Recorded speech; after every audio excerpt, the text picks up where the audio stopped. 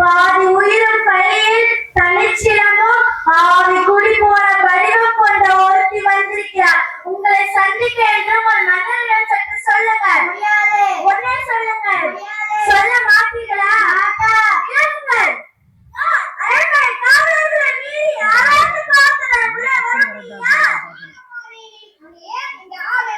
புறாவிற்கு உடல் தந்து புகழ்பெற்ற மன்னர்களின் வரலாற்று தேர்காலின் மகனை ஏற்று நியாயம் காத்த மனுநீதி சோழன் என்ற பெருந்துரை நீதியின் இலக்கணமாய் பெற்று பெருமை கொண்ட திருமாவளவன் கரிகால சோழன் எனது ஊர் பெருமாவளிகள் மாசாத்துவானின் மரணம் என் பெயர் கண்ணகி. முத்து விளக்கின்ற மூன்று கடல் சூழ்ந்திருக்கும் தென்னகத்தில் மும்முரசுகள் கொட்டி முச்சங்கள் வளர்ந்து முக்குட நிலையிலே முத்தமிழை காப்பாற்ற மூவேந்தர் பரம்பரையின் பெருமை தன்னை மூலியாக்க முடிவு புரிந்த மன்னவனை எங்கள் முறையீட்டை கேட்பதற்கு நான் யார் என்று முழுவதுமாக தெரிந்து கொள்ள. யாரி? கண்ணகி. கையில் தனிச்சுடன் வந்திருக்கும் கண்ணகி.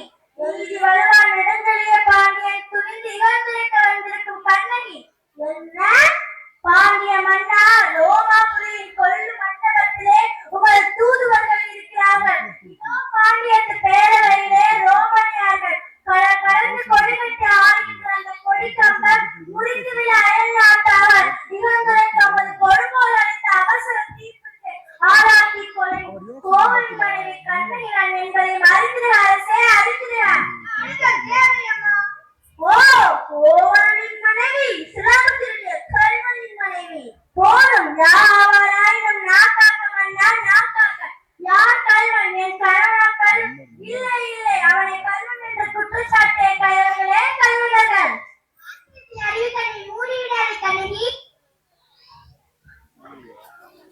கையும் காலமாக பிடிக்கப்பட்ட அவன் கணவன் கல்வனை தமிழகத்தில் நீதி கொல்லலாமல் விடாது என்பது உங்களுக்கு தெரியும் அல்லவா? என் கணவன் நீதி இலக்கணமை செய்வார் என்று நீ அறியாததா? நீதி இலக்கண முறைகள் நெடுஞ்செழிய பாண்டியனே, ஒரு நாட்டில் எதற்கு பெயர் நீதி? நல்லான் வகுத்தால் நீதி அல்ல அல்ல, வல்லான் வகுத்தல் நீதி. அதனால்தான் நான் வணங்கும் தெய்வம் என் கருவூல சாப படுகொலையை தள்ளிவிட்டீர்கள். கொற்றவனே குடிநிலையில் இருப்பவனே எண்ணிப்பா. குழு மண்டபத்திலே விசாரிக்கப்பட வேண்டிய வழக்கு கோவில் மண்டபத்தோடு முடிவானது. சிந்தியுங்கள். குற்றம் சாட்டப்பட்டவரின் மறுப்பு வழக்கு மதிப்பு தராமல் கொலையாடு அவ்வளவு அவசரம் காட்டுகிறீர்களே. இதற்கு பெயர் நீதி, இதற்கு பெயர் நேர்மை, இதற்கு பெயர் நியாயம், இதற்கு பெயர் அரசு, உமக்கு பெயர் அரசாங்கம். மன்னன் என்ன? கண்ணகி, உன் கணவன் கையில் இருந்த சிலம்பு அரசி கோபால் தேவியின் சிலம்பு. கோபால் தேவியின் சிலம்பல்ல, கோவலன் தேவியா என்னுடைய சிலம்பு. நம்ப முடியாதனால் நீ யார் நம்புவதற்கு? உன்னை யார் நம்ப சொன்னார்கள்? உன் மீது வழக்குரைக்க வந்தவனா? குற்றவாளி நீ. என் அண்ணா குற்றவாளி, நானா குற்றவாளி? நீதான் குற்றவாளி. அதனால் தீர்ப்பளிக்கும் உரிமை உன் கையில் இல்லை. இதோ இருக்கிறார்கள் பெருந்துரை பெரியோர்கள். இவர்களே இப்போது நீதிபதி. இவர்கள் வழங்கட்டும் நல்ல தீர்ப்பை.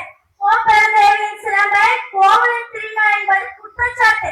அதற்கு மரண தண்டனை. அது ஆராயாமல் அளித்த தீர்ப்பு. அதற்கு மன்னன் பொருள். இதுவே என் வழக்கு. வழக்குக்கு என்னவா ஆதாரம்?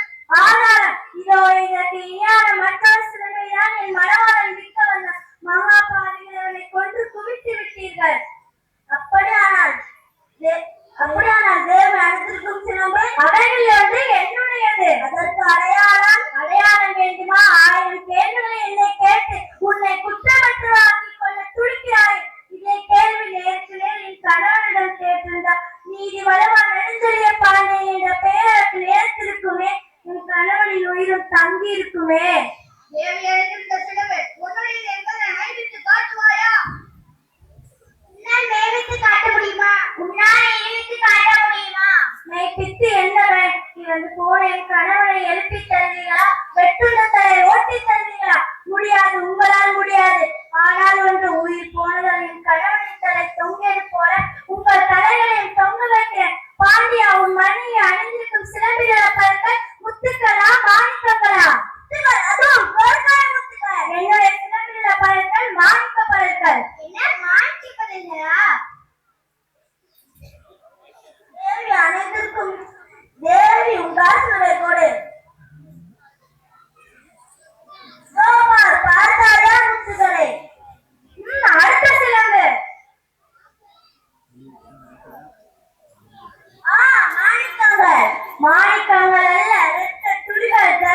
காலத்தின் கலைஞர். பாண்டியா, உனக்கு இன்னும் சந்தேகம் இருந்தால் இதோ என்னுடைய மற்றொரு சிறப்பு. மாணிக்கங்கள். அமைச்சர்களே, அரங்கூரும் சான்றோர்களே, இதற்கு என்ன பதில்? தலை தொங்கி விட்டதா, நீதி அழிந்து விட்டதா, நியாயம் சரிந்து விட்டதா? நெடுஞ்செழியனை தமிழகம் சிரிக்கிறது. தமிழ்நாட்டின் மறுநூல் திருக்குறள் கேள்வி பேசுகிறது. பாண்டியா, நீ வழிநடத்திய ஒரு வீரம் எங்கே, கம்பீரம் எங்கே? மன்னா, மாசுபடாம மாற்ற தவறிய உனக்கு செங்கோல் எதற்காக? மகாபாரதம் செய்த மணிமுடி எதற்காக? வேந்தர் குலத்திற்கு இழுதி கற்பிக்க வந்த உனக்கு பெண் கொண்ட குறை எதற்காக?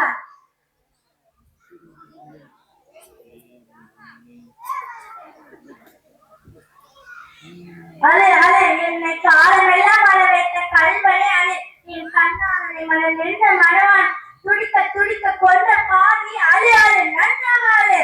கண்ணகி, உன் கணவன் கல்வனல்ல, கல்வனல்ல, ஆராயாம அவசரத்தால் கொன்றுவிட்டு என்று தீர்ப்பளித்த நானே கல்வன், நானே கல்வன்.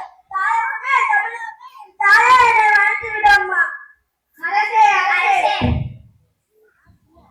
நீர் கலைந்து செங்கோலின் ஒரு உயிர் கண்டு நிமிர்ந்து விட்டீர்களே.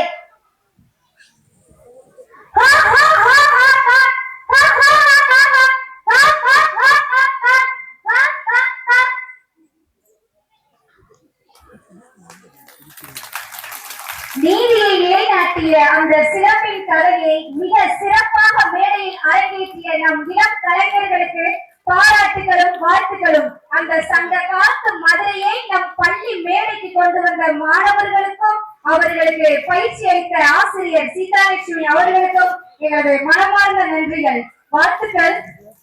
Please clap your hands.